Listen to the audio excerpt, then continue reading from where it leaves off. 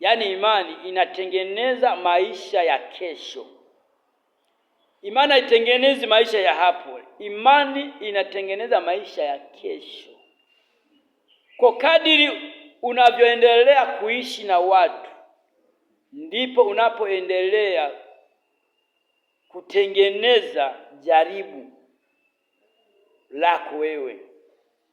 Na kadiri unavyoendelea kuishi na watu, ndivyo unavyoendelea kutengeneza amani kwako wewe. Kadri unavyoendelea kuongeza marafiki kuwa wengi, ndivyo na jaribu unavyoendelea kulikuza kwako kuwa kubwa. Yaani utambue hivyo, na jaribu ndivyo inavyoendelea kuwa kubwa, kwa sababu jaribu linakuja kwa yale unayoyaona. Na imani inaendelea kuwa kubwa kwa yale unayoyaona. Maana kama kifo kisinge kuwepo, wala usingejua kama kuna kufa. Kama wagonjwa singe kuwepo, usingejua kabisa kwamba huwa kuna magonjwa. Lakini kwa sababu gani? Tunayaishi maisha kwa kupitia imani. Tunayaishi maisha kwa kupitia imani.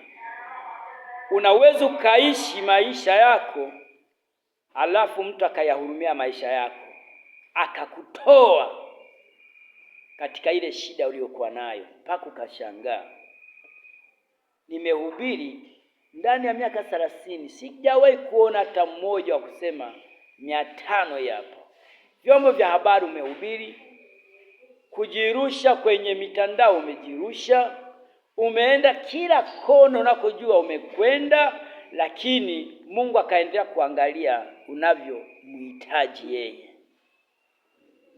Uko kwenye kiwango kipi?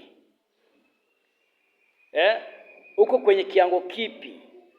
Ukiangalia maisha wanaoyatumia wataalamu wa siasa, wanatumia gharama kubwa sana na nguvu kubwa sana, na wewe maisha kwa ya Kristo unatumia kiurahisi tu.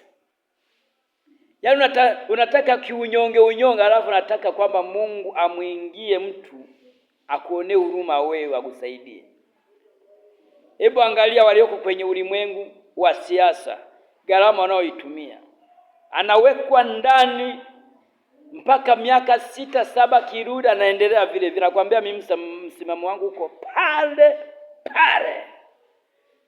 Lakini wewe wakija watu wanaotumia jina la Yesu, kidogo tu wanakung'oa.